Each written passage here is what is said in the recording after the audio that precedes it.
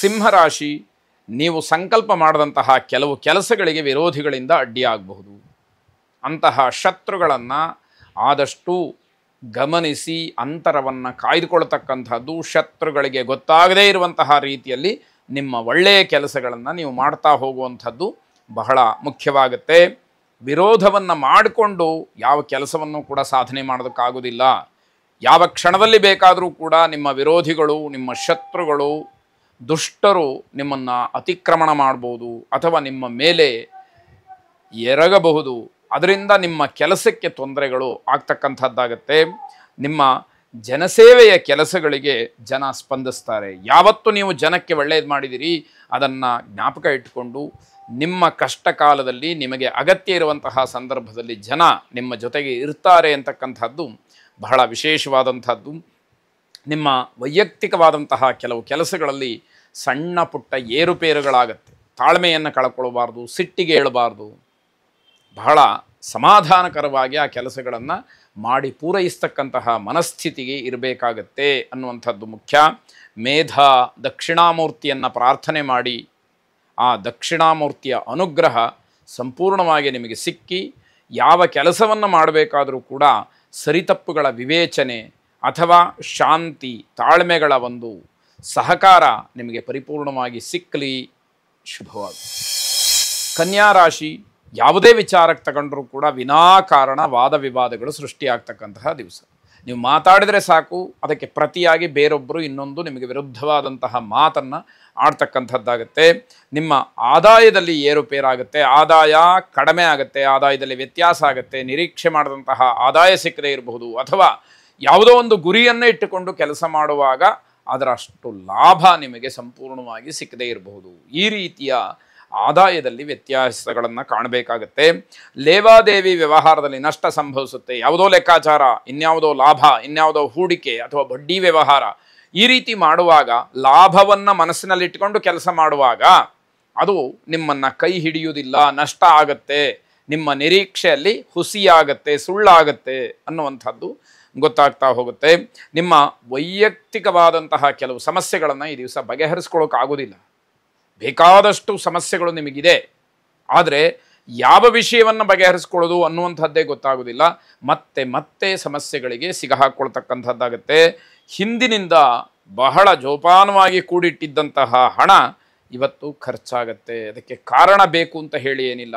ಯಾವುದೋ ಕಾರಣಕ್ಕೆ ಆ ಕ್ಷಣಕ್ಕೆ ಒಂದು ಕಾರಣ ಒದಗಿ ಆ ಹಣ ಖರ್ಚಾಗುವಂಥದ್ದು, ಬಹಳ ಜೋಪಾನ ಮಾಡಿದಂತಹ ಹಣ ವ್ಯರ್ಥವಾಗತ್ತೆ ಅನ್ನುವಂಥದ್ದು.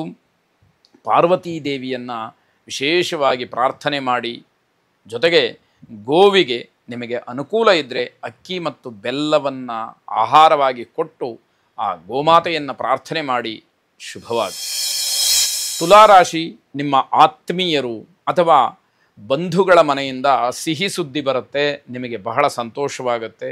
ಅದು ಮದುವೆ ವಿಚಾರ ಇರ್ಬೋದು ಅಥವಾ ಇನ್ಯಾವುದೋ ಸಾಧನೆಯ ವಿಚಾರ ಇರ್ಬೋದು ಅಥವಾ ಮನೆ ಕಟ್ಟುವ ವಿಚಾರ ಇರ್ಬೋದು. ಒಟ್ಟಾರೆ ಒಳ್ಳೆಯ ಕೆಲಸ ಆಗ್ತಾ ಇದೆ, ಆಗಿದೆ, ನಮಗೆ ಅನುಕೂಲ ಆಯಿತು ಅನ್ನುವಂತಹ ಮಾತನ್ನು ಕೇಳಿ ನಿಮಗೆ ತುಂಬ ಸಂತೋಷವಾಗ್ತಕ್ಕಂತಹ ದಿವಸ. ಕೆಲಸ ಕಾರ್ಯಗಳಿಗೆ ಪ್ರಭಾವಿ ವ್ಯಕ್ತಿಗಳಿಂದ ಪ್ರೋತ್ಸಾಹ ಸಿಕ್ಕತ್ತೆ. ಯಾರು ಸಮಾಜದಲ್ಲಿ ಉತ್ತಮವಾದಂತಹ ಸ್ಥಾನವನ್ನು ಹೊಂದಿರ್ತಾರೋ, ಯಾರು ಸಮಾಜದಲ್ಲಿ ಅನುಭವಿಗಳಾಗಿರ್ತಾರೋ, ದೊಡ್ಡ ಮನುಷ್ಯರು ಅಂತ ಹೇಳಿ ಅನ್ನಿಸ್ಕೊಂಡಿರ್ತಾರೋ ಅಥವಾ ರಾಜಕೀಯದಲ್ಲಿ ಒಂದಷ್ಟು ಸ್ಥಾನವನ್ನು, ಹೆಸರನ್ನು ಗಳಿಸಿರ್ತಾರೋ ಅಂತಹ ಪ್ರಭಾವಿ ವ್ಯಕ್ತಿಗಳ ಪ್ರೋತ್ಸಾಹ ನಿಮಗೆ ಸಿಕ್ಕುವಂಥದ್ದಾಗುತ್ತೆ. ಸಮಾಜದಲ್ಲಿ ಗೌರವ, ಮನ್ನಣೆಗಳು ಸಿಕ್ಕುತ್ತೆ. ನಿಮ್ಮ ಪರಿಶ್ರಮ ಅಥವಾ ನಿಮ್ಮಲ್ಲಿರ್ತಕ್ಕಂತಹ ಯಾವುದೋ ವಿದ್ಯೆ, ಬುದ್ಧಿ ಅಥವಾ ನಿಮ್ಮಲ್ಲಿರ್ತಕ್ಕಂತಹ ಕೌಶಲ್ಯ, ಪ್ರತಿಭೆ, ವಿದ್ವತ್ತು ಇದನ್ನು ಸಮಾಜ ಗುರುತಿಸುವ ಹಾಗಾಗತ್ತೆ ಅನ್ನುವಂಥದ್ದು. ಪ್ರಶಸ್ತಿಯನ್ನು ಸ್ವೀಕಾರ ಮಾಡಿದರೆ ಅದರಿಂದ ಏನೂ ಆಗೋದಿಲ್ಲ. ಆದರೆ ಬೇರೆಯವರು ಸಮಾಜದಲ್ಲಿ ಸಾರ್ವಜನಿಕವಾಗಿ ನಮ್ಮಲ್ಲಿರ್ತಕ್ಕಂತಹ ವಿಶೇಷತೆಯನ್ನು ಗುರುತಿಸಿದ್ರಲ್ಲ ಅಂತಕ್ಕಂತಹ ಆತ್ಮತೃಪ್ತಿ ಖಂಡಿತವಾಗಿ ಇರುತ್ತೆ. ಅದರಿಂದ ಜವಾಬ್ದಾರಿಗಳು ಕೂಡ ಹೆಚ್ಚುತ್ತಾ ಹೋಗುತ್ತೆ. ಸರಳವಾಗಿ ವರ್ತನೆಯನ್ನು ಮಾಡಿ, ಅಹಂಕಾರ ಬೇಡ. ನನಗೆ ಯಾವುದೋ ಒಂದು ಸ್ಥಾನ ಸಿಕ್ತು ಅಂತ ಹೇಳಿ ನನ್ನ ತನವನ್ನು ನಾನು ಬಿಟ್ಟರೆ ಅದು ಅವಮಾನಕ್ಕೆ ಕಾರಣವಾದೀತು. ಅರಳಿ ಮರಕ್ಕೆ 12 ಪ್ರದಕ್ಷಿಣೆಗಳನ್ನು ಮಾಡಿ. ಶುಭವಾಗಿ. ವೃಶ್ಚಿಕ ರಾಶಿ, ವಾಹನ ಚಾಲನೆಯಿಂದ ಒಂದು ಸ್ವಲ್ಪ ನಷ್ಟ ಆಗುತ್ತೆ. ಹಾಗೆ ನಿಮಗೂ ಕೂಡ ಹಿಂಸೆ ಆಗುವಂಥದ್ದಿದೆ. ಆದ್ದರಿಂದ ಇವತ್ತು ಅನಗತ್ಯವಾಗಿ ವಾಹನ ಚಾಲನೆ ಅಂತಕ್ಕಂಥದ್ದು ಬೇಡ. ಸಣ್ಣ ಪುಟ್ಟ ಕೆಲಸಗಳಿಗೆಲ್ಲ ವಾಹನದಲ್ಲಿ ಹೋಗ್ತಕ್ಕಂಥದ್ದು, ಅಥವಾ ಯಾವುದೋ ಒಂದು ದೂರದ ಪ್ರಯಾಣಕ್ಕೆ ಸ್ವಂತ ವಾಹನದಲ್ಲಿ ಹೋಗುವಂತಹ ಪ್ರಯತ್ನ, ಈ ರೀತಿ ಒಬ್ಬೊಬ್ಬರಾಗಿ ಅಥವಾ ಒಬ್ಬರೇ ವಾಹನ ಚಾಲನೆಯನ್ನು ಮಾಡಿಕೊಂಡು ಜೊತೆಗೆ ಯಾರೂ ಇಲ್ಲದೆ ಹೋಗ್ತಕ್ಕಂಥದ್ದು ಖಂಡಿತವಾಗಿ ಬೇಡ ಅಂತ ಅರ್ಥ. ವಾಹನ ಅಪಘಾತ ಅಥವಾ ವಾಹನ ರಿಪೇರಿಗೆ ಬರತಕ್ಕಂಥದ್ದು, ವಾಹನ ದುರಸ್ತಿ, ಇನ್ನೇನೋ ವಾಹನದಿಂದ ಸಮಸ್ಯೆ ಆಗುವಂತಹ ಸೂಚನೆಗಳಿದೆ, ಅದನ್ನು ಗಮನಿಸ್ಕೊಳ್ಬೇಕು. ಪ್ರಯಾಣ ಅರ್ಧಕ್ಕೆ ನಿಂತು ಹೋಗುವಂತಹ ಸೂಚನೆಯೂ ಕೂಡ ಇದೆ. ಇದೇ ಕಾರಣ, ವಾಹನದಿಂದ ಏನೋ ಸಮಸ್ಯೆ ಆಗುತ್ತೆ, ಎಲ್ಲೋ ಹೊರಟಿರ್ತೀರಿ, ಅರ್ಧಕ್ಕೆ ಪ್ರಯಾಣ ನಿಂತು ಹೋಗುವಂಥದ್ದು, ಕೆಟ್ಟ ಕೆಟ್ಟ ಫಲಗಳನ್ನು ಗಮನಿಸಬೇಕಾಗತ್ತೆ. ಮನಸ್ಸಿನಲ್ಲೂ ಕೂಡ ಆ ರೀತಿ ಕೆಟ್ಟ ಆಲೋಚನೆಗಳು ಬರುವಂಥದ್ದಾಗತ್ತೆ. ತುಂಬ ಎಚ್ಚರಿಕೆಯಿಂದ ಇರುವಂಥದ್ದು ನಿಮಗೆ ಕ್ಷೇಮ. ಇಲ್ಲಿ ಯಾರನ್ನೂ ಹೆದರಿಸ್ತಕ್ಕಂಥದ್ದು, ಯಾರನ್ನೋ ಮನಃಪರಿವರ್ತನೆ ಮಾಡ್ತಕ್ಕಂಥದ್ದು, ಬದಲಾಯಿಸ್ತಕ್ಕಂಥದ್ದು ಯಾವ ಪ್ರಯತ್ನವೂ ಅಲ್ಲ. ಸತ್ಯಾಂಶವನ್ನು ಹೇಳಿದಾಗ ಅದರಂತೆ ನಡ್ಕೊಂಡ್ರೆ ನಿಮಗೆ ಒಳ್ಳೆಯದಾಗತ್ತೆ ಅಂತಕ್ಕಂತಹ ಭಾವನೆ ಅಷ್ಟೇ ಹೊರತು ಬೇರಲ್ಲ. ಪ್ರಯಾಣವನ್ನು ಮುಂದಕ್ಕೆ ಹಾಕಿದರೆ ಬಹಳ ಒಳ್ಳೆಯದು.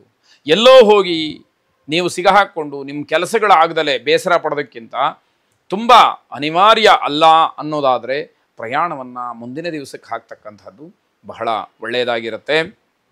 ನೀವು ಬರಹಗಾರರಾಗಿದ್ದರೆ, ಬರವಣಿಗೆ ನಿಮ್ಮ ವೃತ್ತಿಯಾಗಿದ್ದರೆ ದೂರದೂರಿಗೆ ಪ್ರಯಾಣ ಮಾಡ್ತಕ್ಕಂತಹ ಒಂದು ಯೋಗ ನಿಮಗೆ ಈ ದಿವಸ ಸಿಕ್ಕುವಂಥದ್ದಿದೆ. ಆದರೂ ಕೂಡ ಬೇರೆಯವರ ಜೊತೆಯಲ್ಲಿ ನೀವು ಪ್ರಯಾಣವನ್ನು ಮಾಡ್ತಕ್ಕಂಥದ್ದು ಸೂಕ್ತ ಅನ್ನುವಂತಹ ಮಾತು. ವಿಶೇಷವಾಗಿ ಗಣಪತಿಯನ್ನು ಪ್ರಾರ್ಥನೆ ಮಾಡಿ, ಗಣಪತಿಗೆ 21 ಗರಿಕೆ ಹುಲ್ಲನ್ನು ಸಮರ್ಪಣೆ ಮಾಡಿ ಗಣೇಶನ ಒಂದು ಅನುಗ್ರಹಕ್ಕೆ ಪಾತ್ರರಾಗಿ. ಶುಭವಾಗಿ.